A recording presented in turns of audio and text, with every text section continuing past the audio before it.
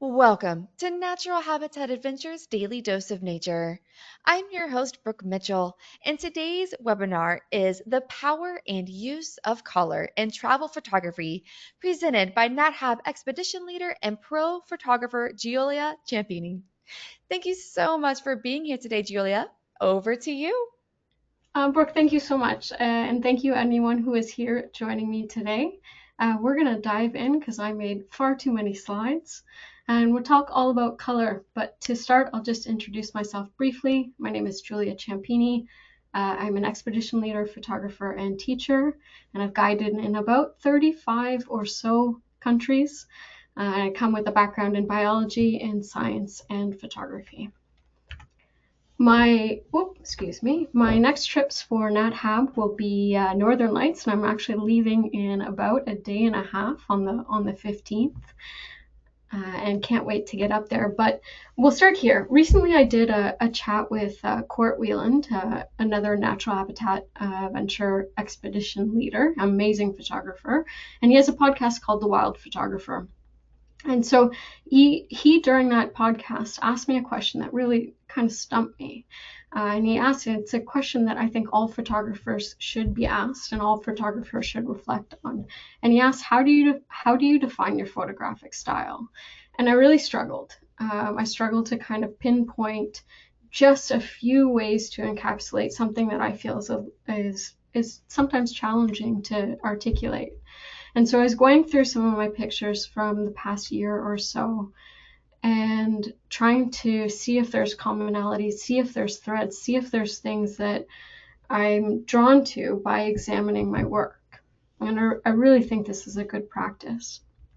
And one thing I noticed was I'm often drawn to color. And color plays a very, very strong role in my images, in many of my favorite images.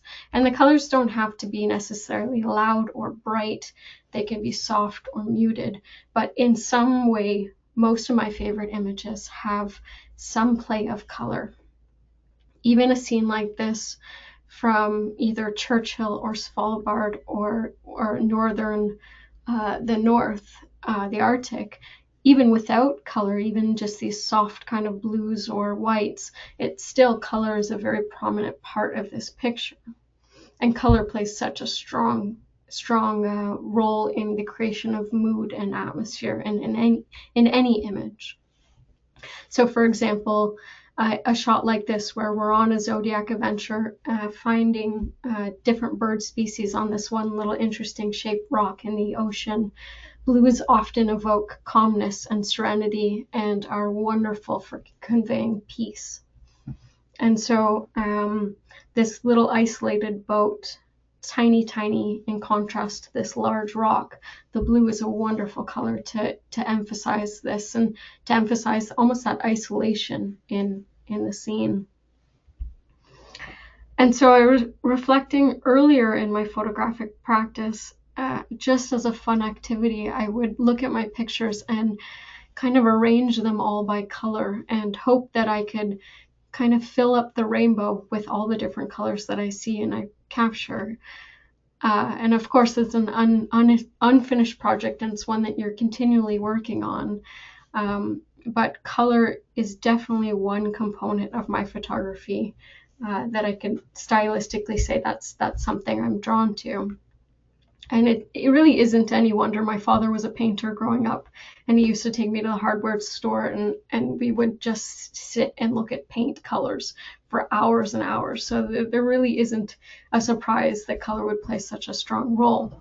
But if we look at art, if we kind of look at the practice of any art, whether pottery, painting, jewelry design, fashion design, interior design, whatever artistic process, you can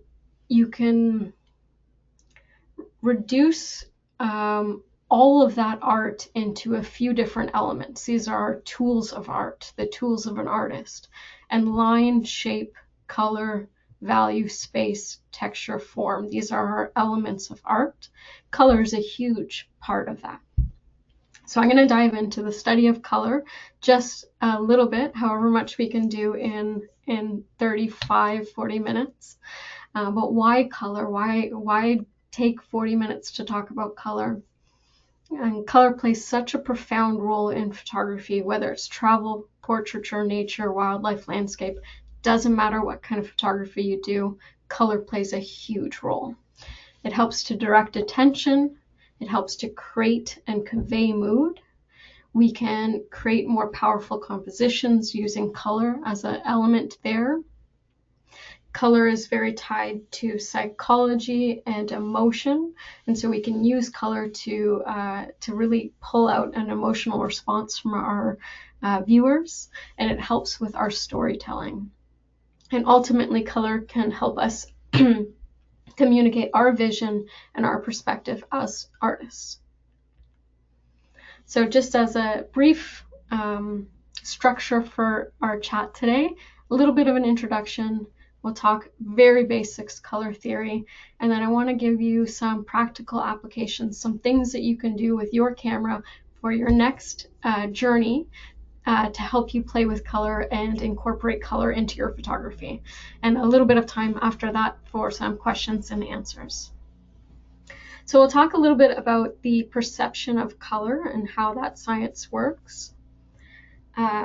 We have what's known as the electromagnetic spectrum, which is an entire distribution of all the different electromagnetic radiation according to the wavelength.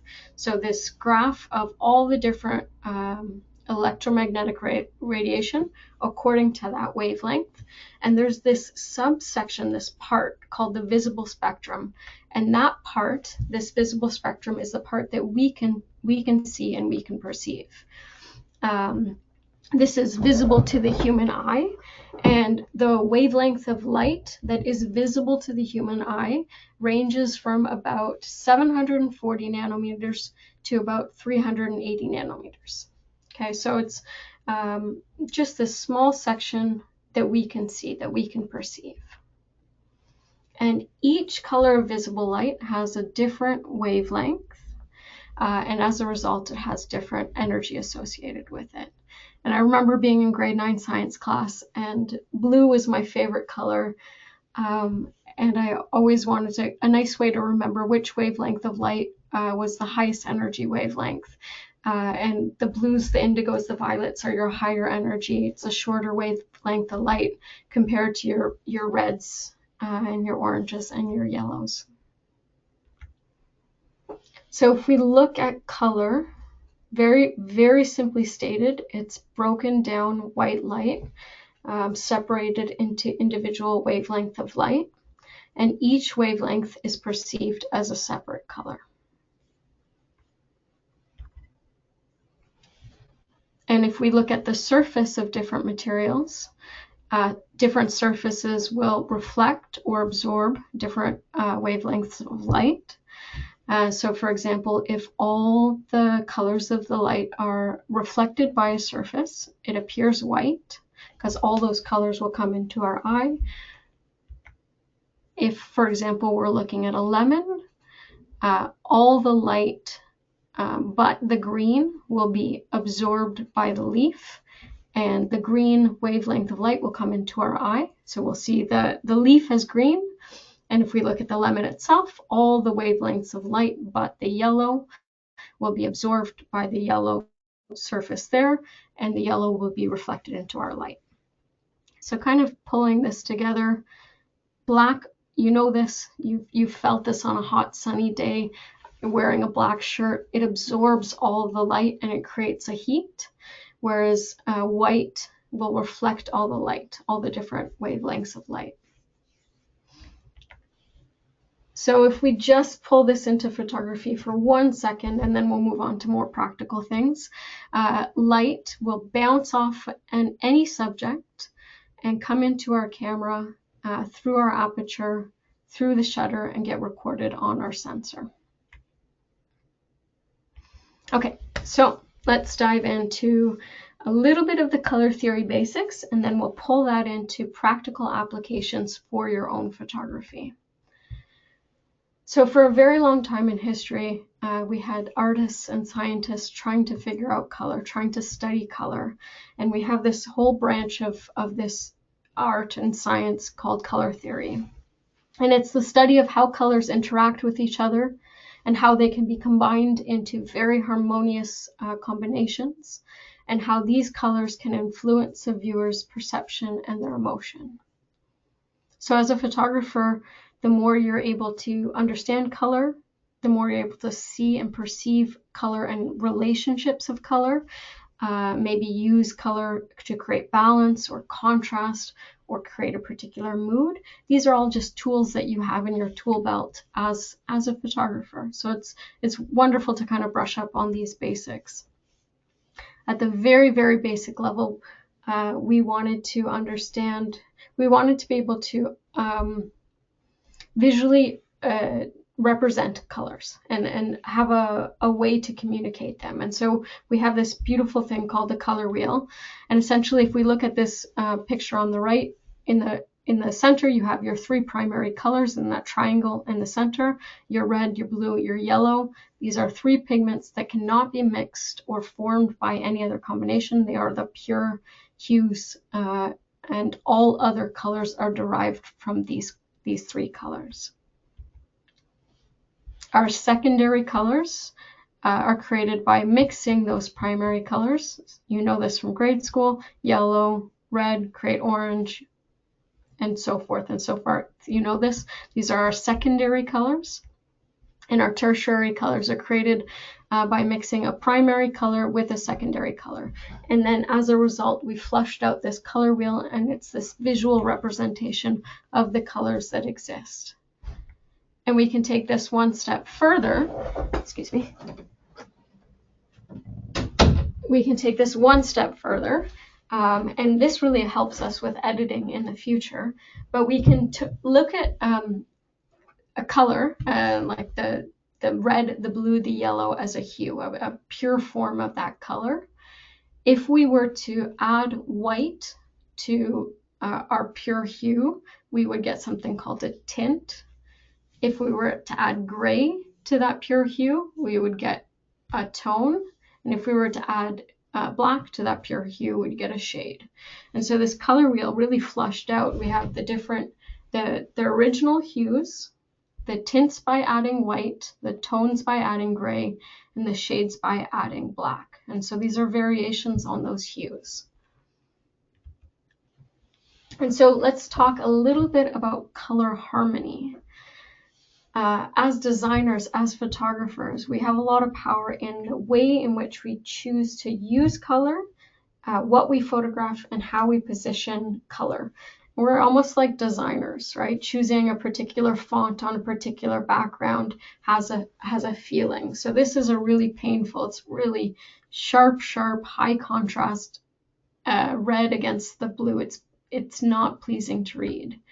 But just a little bit by darkening that blue, we've had a much more an easier time to read this font. It's less high contrast. We can kind of get into it.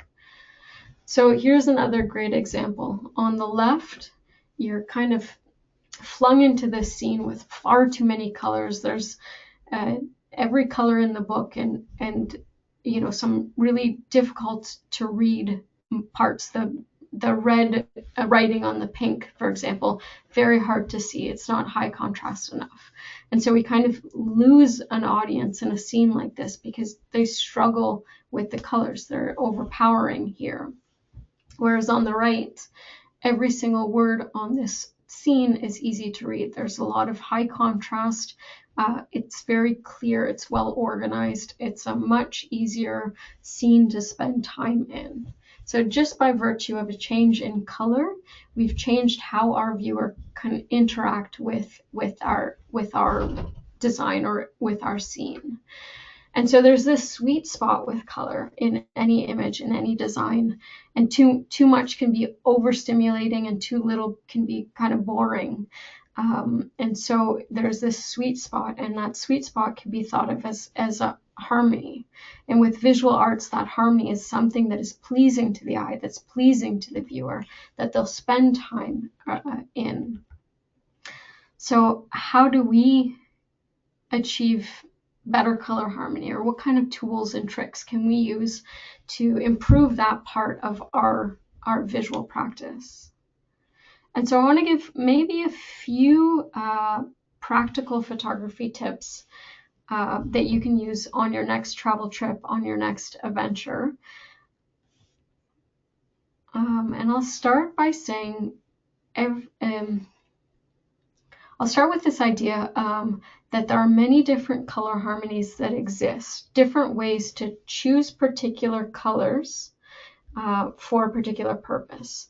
And some of these harmonies have been named, for example, analogous, complementary, monochromatic. I'm going to speak of those ones in particular. And designers or visual artists will choose particular harmonies for particular purposes. So we'll start with this first tip. And I find this to be a very, very helpful one. When you are out photographing, it is a natural thing to just photograph a scene, and whatever colors anything is, you include it in your scene. But if you start to think of how can I limit the color palette in my scene, so instead of there just being all the colors that exist, how can I choose a particular set of colors in my photograph and just work with that set? And so something like this, for example, in Colombia, Panama, a group of dancers. In this image, there are basically four or so colors, your reds, your blues, your greens as the most dominant colors. Yes, you kind of have a gray ground and the white as the dress color, but the scene is really limited to a fewer amount of colors. And by virtue of that fact, it's tied together more beautifully. So each of our subjects kind of play against one another.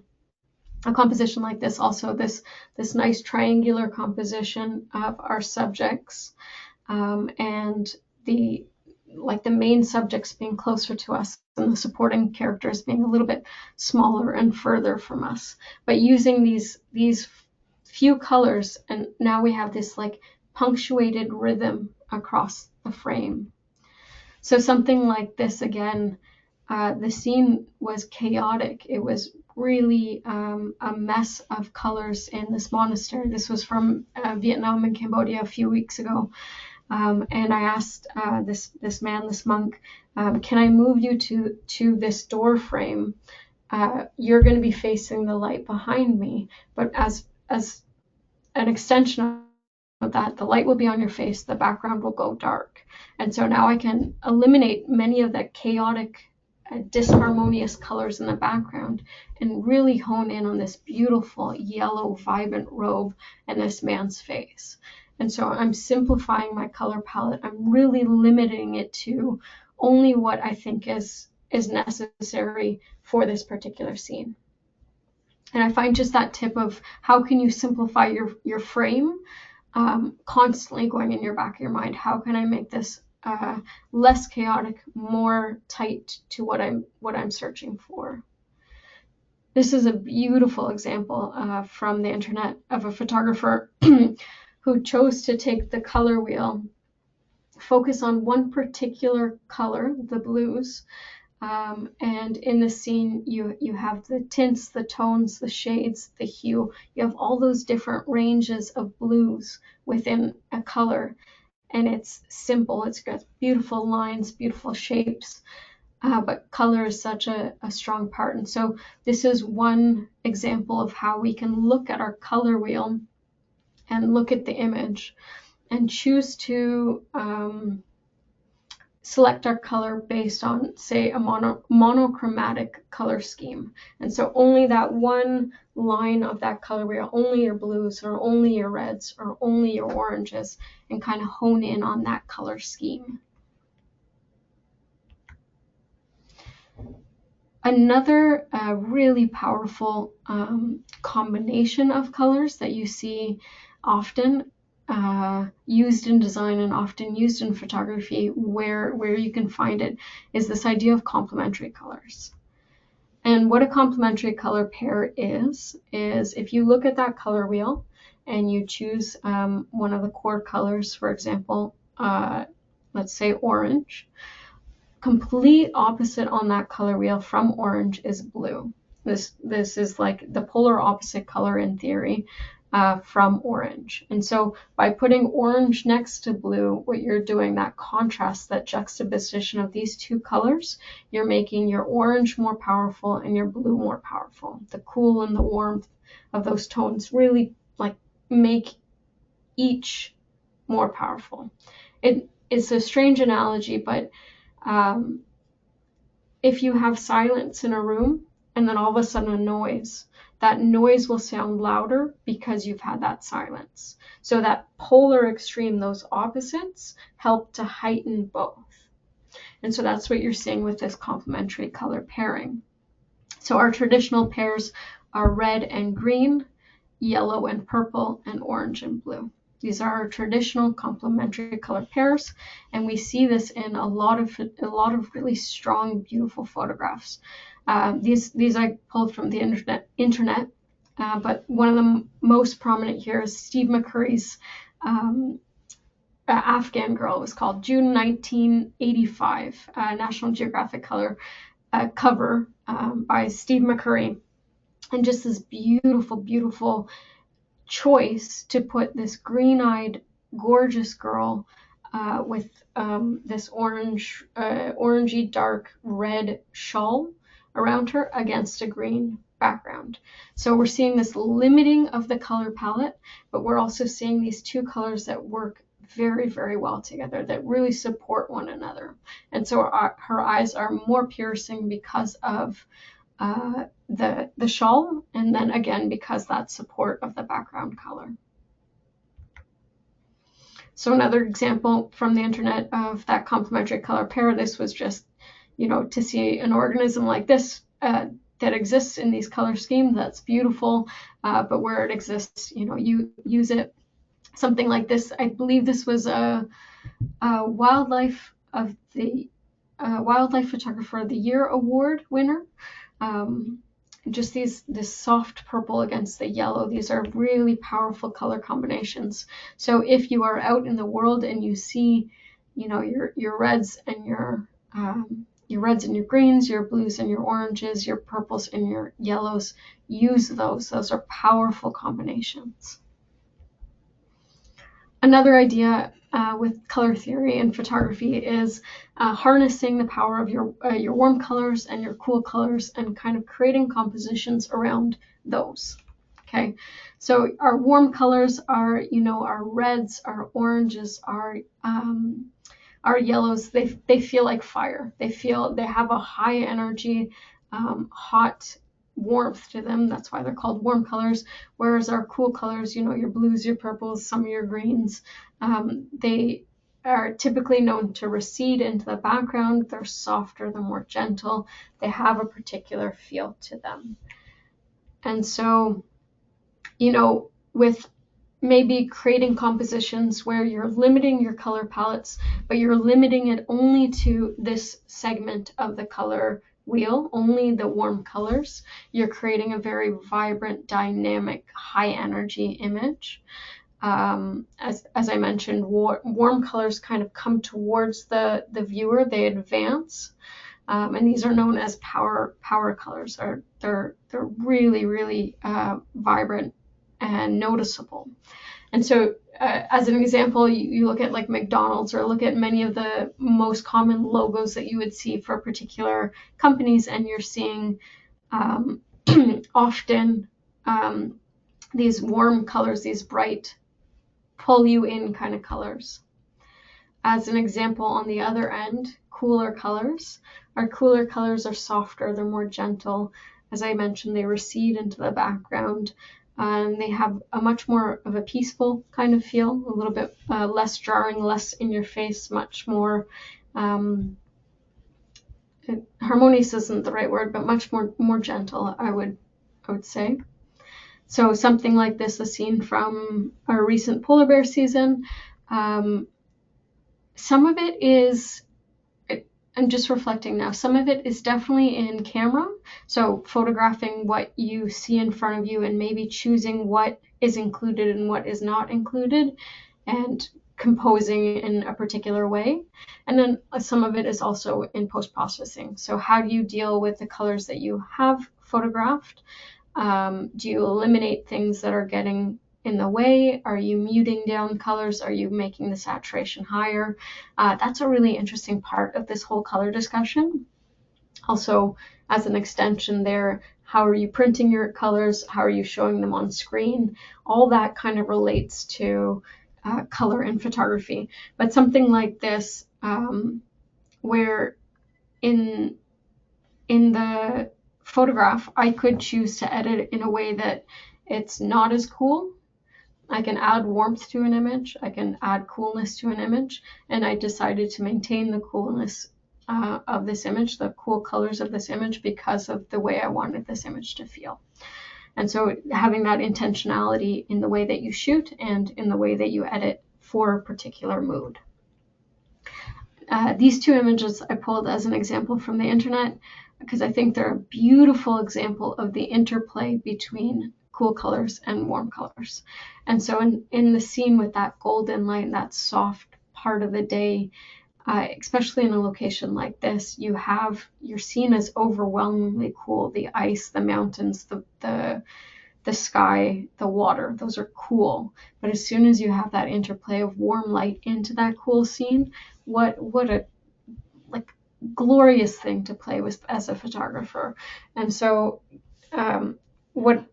unfortunately what I find most on the trips that I run, especially on the ship-based trips, it's only a few people that will wake up early enough for the sunrise or the sunset, like go to bed late for the sunset and wake up early enough for the sunrise. Majority of people won't, but the greatest photographs will come from those edges of the day.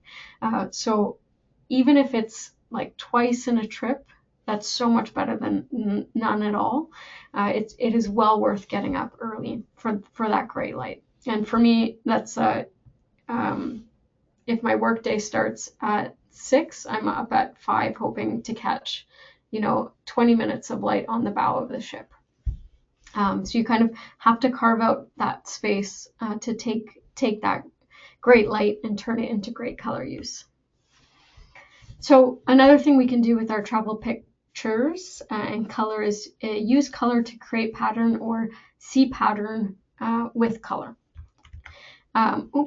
So something like this is like this regular pattern of the red on the little statues here in different religious monuments throughout Japan. But we start to create pattern, or we start to see pattern in scenes around us. So how can we take this crazy chaotic scene and hone into a small segment of it and create this regular pattern of something? And if we do that, is there any way we can also disrupt that pattern? Because our brain loves to form patterns, but it also loves to break patterns. And so that alone makes interesting images. So, for example, seeing these beautiful performers in Colombia with their very vibrant, bright dresses against the blue of the wall and the pink shawls, there's this, if you reduce it down to just the design, okay, forget that there's people involved and just look at the design, we have this like the particular elements repeated, and that's really, really interesting. So again, looking at just color as a repeatable element. This red bounces off this red, bounces off this red, bounces off this red, essentially tying a thread throughout our pictures. And so how can we position the different powerful colors in our frame to have a thread that pulls us around our image? And I find, everywhere you go has distinct colors. Everywhere you go has a particular color palette or a feel that is so distinct to that space. And I'm just maybe a week ago, I'm coming back from Vietnam and Cambodia. And Vietnam had so many warm mustard yellows, greens, and reds. That was like a dominant color scheme there. So I could photograph, various portraits, various scenes, and they would all tie together so nicely because there's this strong color unifier throughout all those pictures. And Greece, there's some beautiful blues, and we have this pattern again of the horses along the wall, or trying to find bold colors in the environment around you, these interesting painted walls, or all these details where color plays a very strong part in their creation. So I'll chat just a moment about contrast for attention. I mentioned in one of my previous talks, as a photographer, it really helps to find contrast. And contrast can be so many different things. It can be small versus big, small versus big. It can be dark versus light. It can be, many versus one. And you can look at contrast in many different ways, but color is one of those ways. And so something like this on the left, this bighorn sheep, you can barely see it. It's camouflaged. It's gray, very low contrast scene, but enter some light into the scene, we have much more contrast. This animal now jumps out from its background because now we have the light on the animal itself and the darkness behind. And so we're searching for contrast as photographers. And this is a beautiful, beautiful image, a Wildlife Photographer of the Year award-winning image by Claudio, and his last name, which I will not butcher. But I love this image he's created with these flamingos, the bright blue sky against the pink of the flamingos. There's four prominent, that triangular formation almost again in with the adult flamingos, and then all this little arrangement of smaller gray fluffy baby flamingos. And so we have contrast in color, we have contrast in number, like the great quantity of little ones versus the fewer big ones, and we have this just a breathtaking image. And I really do appreciate the fact that this photographer got down low to get this perspective. I would love to see it with a reflection. Had that been included, it might be a really interesting take as well. But absolutely outstanding, stunning image where color is used to help create contrast. So something as simple as this, finding, a subject wearing red or in a vibrant, bright color against a cooler background, that will draw your attention to that subject much more. These are our power colors, and when I looked up power colors online, this was the graphic they gave me. They gave me Power Ranger colors. However, in looking at these colors, you do notice that the red, the yellow, the pink, they're standing out a little bit more compared to the other colors. Would they stand out as well? Would the red stand out as well on a red background? Probably not. So this contrast in whatever color you have versus, maybe it's opposite. Red is definitely one of the power colors, and we are psychologically wired to notice reds, and we notice them. That's the reason our stop signs are red, the reason a lot of warning labels are red. Lipstick is red to draw attention. Many poisonous animals, creatures have red as a warning. So red is like psychologically in us. We respond to red as a color. And so this is a great example of that strong use of bright, warm colors against a receding, soft, cool color background. We see these pheasants. This was by a photographer, the Wildlife Photographer of the Year, honorable mention. We see these pheasants, their glorious tails, this beautiful movement throughout the frame, but we're drawn to the color contrast there. And so how in our scene can we play with color contrast to bring the attention to our subjects? And color is such an important part of creating mood. So say we have this particular scene, this boat in a harbor, this little schematic drawing. With one set of colors, it appears serene. With another set of colors, it can feel dangerous. This is just such a simple example of a color palette affecting our perception and our mood of our scene. And so one thing you can do as a photographer, if there's a particular scene that you are really enjoying photographing it, photograph that scene at various parts of the day. You know, come to it early morning light, in the afternoon light, in the sunset, dusk, night, dawn, sunrise. It will look different at each point.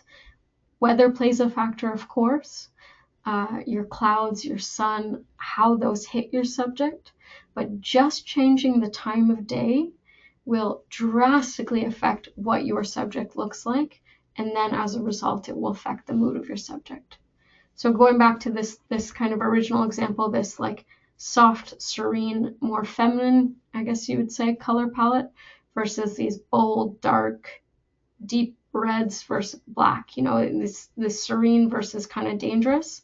And now taking it one step further, you know, maybe we have a more mysterious and moody dark scene. It doesn't feel quite as dangerous, but it has a different emotional quality. It's evocative in a different way. So just changing when you're going out to shoot will affect how your scene is perceived.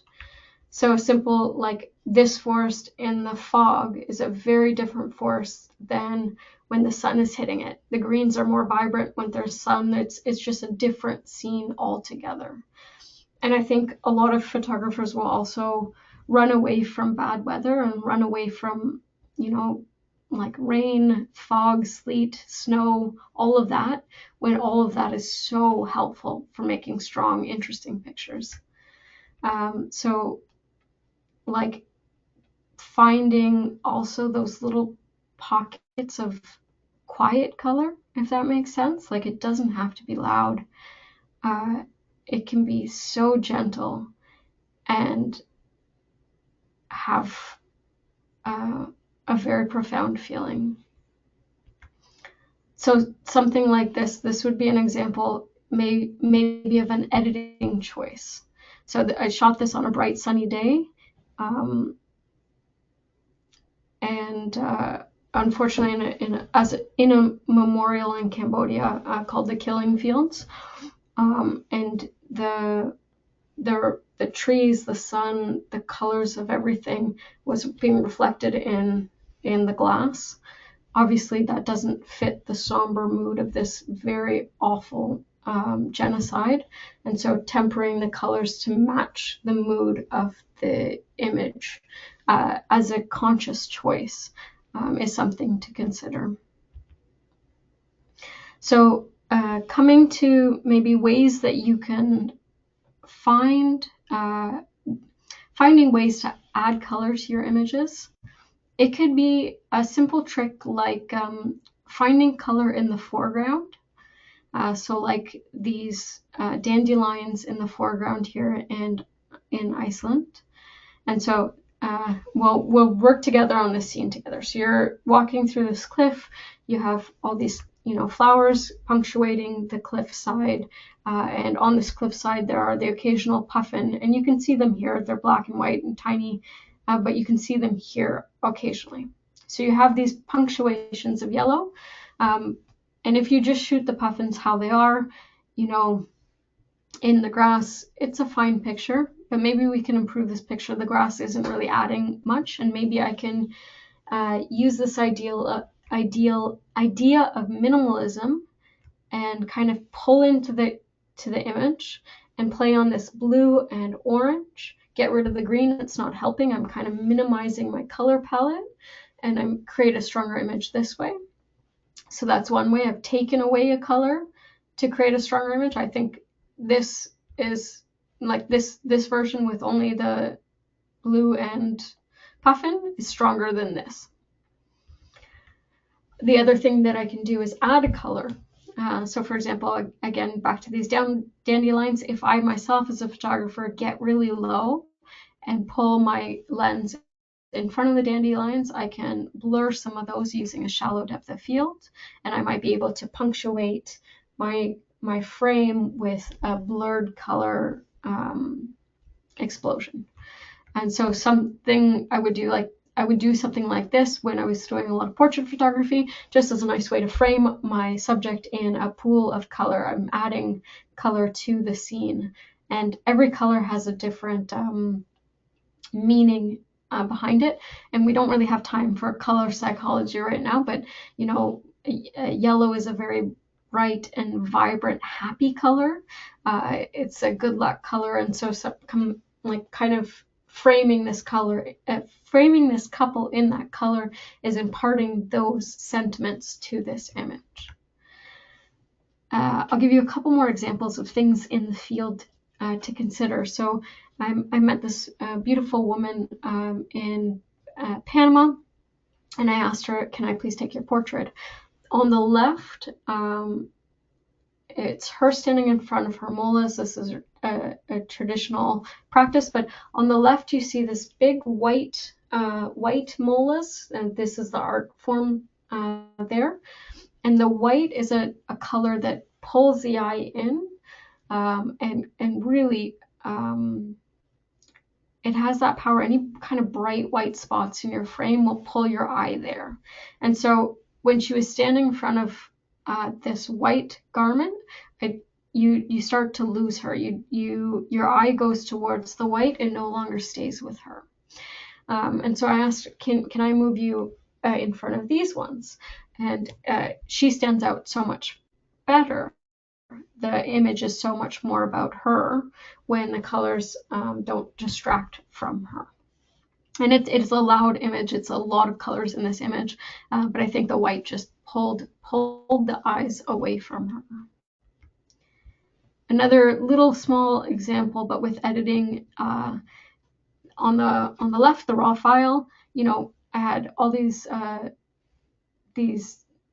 girls. They were at a dance performance in Panama, and I saw this bright painted mural wall. Can you guys come here? Let's do a portrait there. Unfortunately, there's this like ugly black pole on the one side, and I couldn't really get around that. So in this case, I did decide to edit it out and did a really brief, not the greatest job, but as an example there. And then I kind of brighten the scene just a little bit. So usually with the raw file, it's kind of muted. It doesn't look the greatest right out of camera, but as long as you're kind of capturing all the details that you need, you can then manipulate it afterwards. And so brightening it just a little bit, I think I brightened it just a little too much, so I would take it down just a little bit more. But physically, knowing that as a photographer, I can move my subjects around in the scene and put them where I want to put them, if they're willing, that can help me play around. And so something like this, this is kind of tying back into what I was saying before. How can we limit our color palette? This dark grate in the background is this force that is pulling our eyes up to the top of the frame. I really appreciate and enjoy the different colors painted on the wall against the reds and these beautiful young girls. And so having them in front of this kind of wall is lovely, but then fixing that issue where the eye was going in that direction. And so one other trick that I'll often do is look for details and look for, like, how can I pull my camera closer to something? Because by doing so, you're often reducing something down, like reducing that thing down to the patterns and the colors and the different components of it. And so, you know, as like wildlife is such a wonderful thing, but it's not just wildlife. Everywhere you look, there's these fascinating details. And as you pull your camera in closer, whether with a long lens or you physically moving closer to your subject or cropping in, whatever it is, you can really hone in on just color as a subject. And so I find I do that frequently. Anytime I see something and the colors are strong or interesting, or a really interesting mix of colors, that's a technique that I'll do.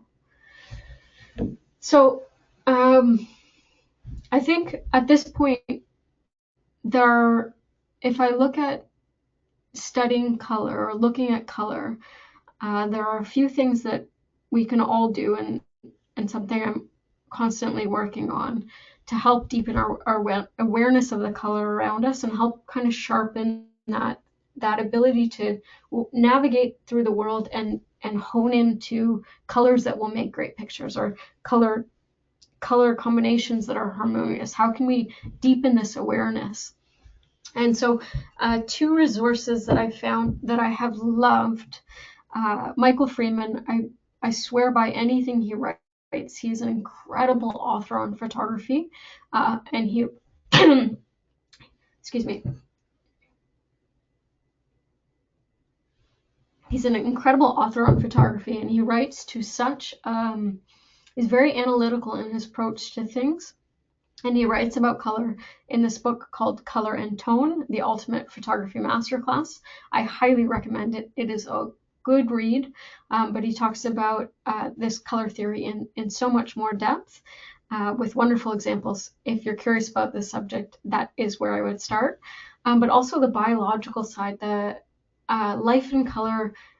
Life in Color is currently on Netflix right now, and it talks about the power of color in nature. And so, as a signaling device, for example, as a warning, for courtship displays, all the different ways color plays a role in natural history and natural world. And I think that's a really fascinating part of it. And so, if you're a photographer who loves wildlife, seeing how different different courtship displays come from different colors. It's fascinating. So I recommend that. It's on Netflix. Please do watch it. And then if you are a student of photography, I think it really pays to study masters of the craft, like really phenomenal photographers who have spent their lives shooting and have developed craft. These four are four of my favorites when it comes to color and photography. I think they have such a handle on the artistic part of that. Fred Herzog, Alex Webb, I think it's two B's, my apologies there, Saul Lightyear, and Steve McCurry. Some incredible work they've done throughout their lives, and just sitting down looking at their books, not like online websites, wonderful, but if you can get your hands on a photography book and spend an evening with that and just look at the color and look at the way the photographer has positioned themselves to use color, what they're including, what they're not including, how that works as a complete image. Oh, it's a wonderful evening. This is examples of Steve McCurry's work, and he does quite a few portraits, and I like, if you watched any of his videos on his craft and how he pulls his subjects, where he decides to position them and how they're dressed. I think his work with color and portraiture is really wonderful.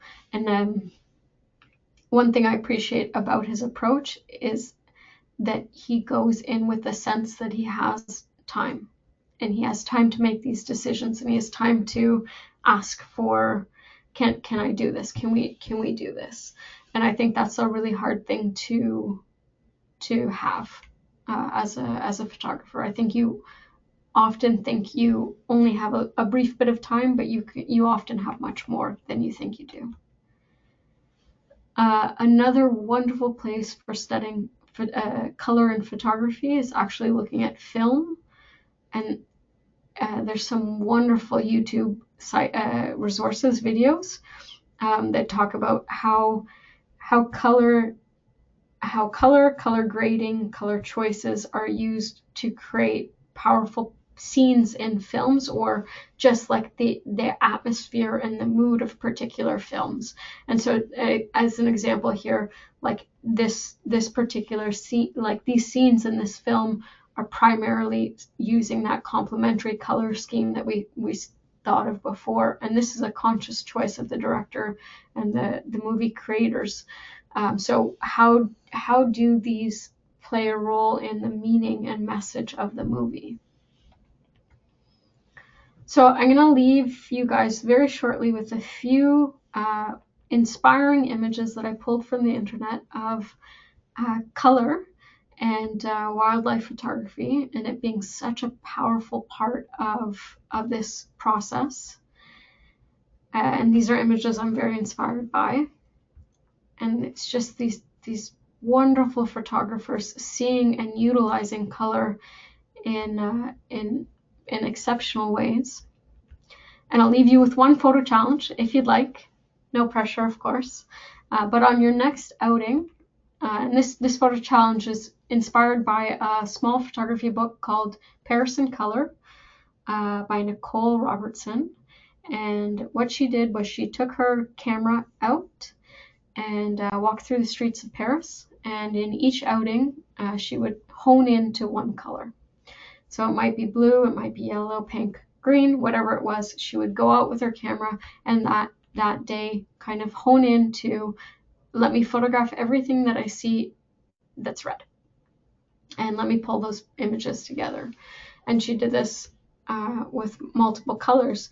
But why I love this as an exercise, and I used to always assign this when I was teaching in the colleges, is because it really starts to prime your mind to see color and to notice color in the world around you. And so you start maybe with individual colors, your pink, your blue, but maybe later you're looking for more interesting color combinations. So maybe you're looking for just your primary colors, and where can you find those in nature? And maybe you're looking for complementary colors, and where can you find examples of those? But giving yourself a small little task, I'm gonna photograph red, and going out to shoot for 20 minutes does help develop that sense of color awareness. So I'll end it now, but I will leave you also with this. My website, my contact information, my Instagram, but also the website and contact information of the Wild Photographer podcast, because I think it's fantastic. And if you don't follow it already, I think you should. Thank you. Wow, Julia, that was incredible. I don't know. I'm pretty blown away. And by the comments that I've received so far in the chat as well, I think a lot of people are pretty blown away by just making us see color in a whole new way that I hadn't even thought of. And with so many of the destinations you've been, those examples were incredible. So everybody, we do have some time, a little bit of time left for some Q&A. So in that questions box, go ahead and throw them in. We do have a rather quiet audience, so if there's anything that you're super curious about, go ahead and put it in the chat, and we'll see how many we can get through with Julia here, a professional photographer, as you just very well saw. So this first one here, and I do like this question because I would also love to learn more about this. Could you speak more about the use of filters and different colored filters on our lenses when we're out in the field? Yeah, that's a great question. I will say I don't use them at all, at all. I know some photographers who will swear by them, and I like one context I know where it's very important is underwater photography, because you lose certain wavelengths of light the deeper you go, and so you kind of have to compensate for that. But on a daily, everyday kind of photography, I won't use filters. On the opposite end of that, though, if I want to impart certain colors in a photograph, if I want to warm up my image so it feels a certain way, maybe I will do so in editing. And so I'm not doing that on the camera, but I'll do that with Lightroom, for example. That's great. Yeah. Let's say that any of us were out on a nature trip with NatHab or just even in our backyard. How would you recommend we start looking in a different way to notice these colors? I know you just gave us a great example of like an exercise, but let's say that you can put yourself in our shoes. What kind of mindset would you recommend we go out with, start identifying and photographing these colors? Yeah, that's a really great thing. I think it's so easy to be overwhelmed by everything that you see around you, that kind of uh, just looking out for one thing, just looking out for red, or just looking out for bright colors, you kind of cut the noise of everything else, and then you can hone in to that. And so you're almost like this is a terrible example, but my beagle, anytime she smelled any food, she was right there. And so you're honing in on that particular one thing. You've decided this is the thing that I'm going to look for, and nothing else matters. It doesn't matter, like nothing else matters. I'm just going to look for uh, fuchsia in my environment. Then you go out into your garden and you notice, okay, where am I seeing fuchsia? Let me go to that. And so you start to just like hone in on particular things that you're defining as important. But setting out with that intention, I think, is the key to that. That's very helpful. Yes, that mindset would be fantastic, especially if, because I'm sure if going to Costa Rica, your mindset's a little different than if you're going up the polar bears. So going out with that in mind, I'm sure it goes far. All right. We do have some Yeah, questions here about, oh, go ahead.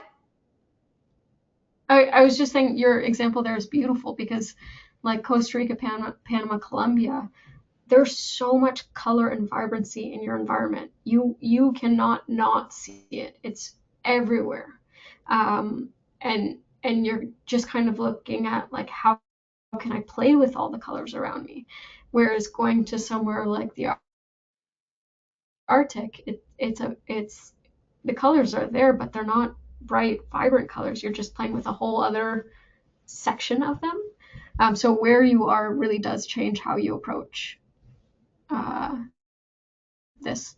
That's a great point.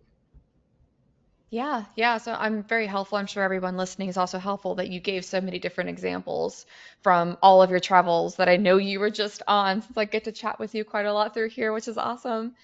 So next, this is a very good question. What is your opinion or how do you approach like white balance and stuff in your actual camera settings when you're trying to capture these colors? Yeah, that's great. So number one, shoot raw. Number two, generally auto white balance. I don't want to think about it in that moment. By shooting raw, I give myself the capacity to edit later,